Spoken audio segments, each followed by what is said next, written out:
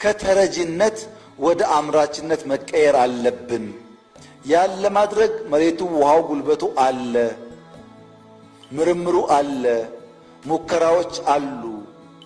በርትተን ብንሰራ ተረጂነት ታሪክ፣ አምራችነት የኛ የነገ መገለጫ መሆን ይችላል። ለዚህ ደግሞ የገጠር ሽግግር እናረጋግጥ።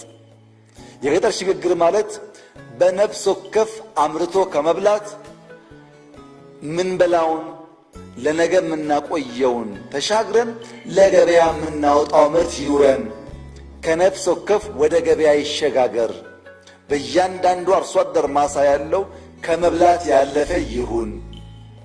ለክፉ ቀን ከማቆየት ያለፈ ይሁን። ለገበያ የምናውለውን ያክል እናምርት። ያ እንድናደርግ ምርጥ ዘር እንጠቀም፣ ማዳበሪያ እንጠቀም፣ ኤክስቴንሽን ሙያተኛ እንጠቀም፣ ኩታ ገጠም እናደርግ፣ ማሽን እንጠቀም። ፖሲቢሊቲው አለ። ግብርናን ከአንድ ሲንጉለር ከሆነ እሳቤና አሰራር ወደ ብዝሃ ገጠር እንቀይረው። ግብርና ማለት እንስሳትም፣ አሳም፣ የባዮጋዝ ኢነርጂም መልታይ ዳይሜንሽናል አክቲቪቲስ ያሉበት መሆን ይችላል። ግብርና ሲባል በሬና ገበሬ ብቻ አይደለም። ከዛ ያለፈ ሚና እንዲጫወት ማድረግ ይቻላል።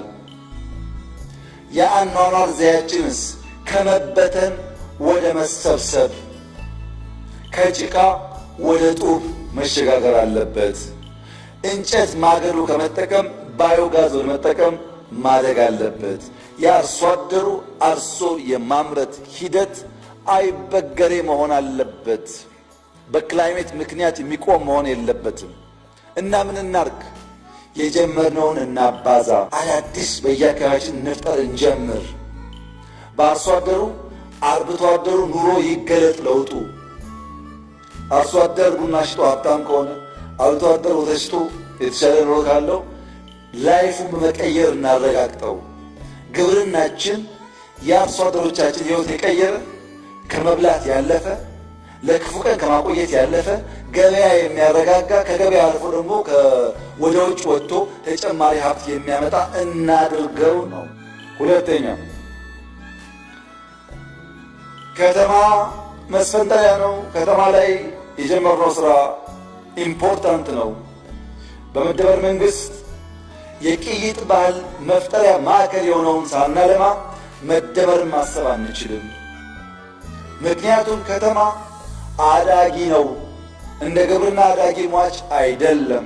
አሁን እንኳን ኢትዮጵያ ውስጥ ከ4% በላይ እያደገ ነው። በቀጣይም እያደገ ነው የሚሄደው።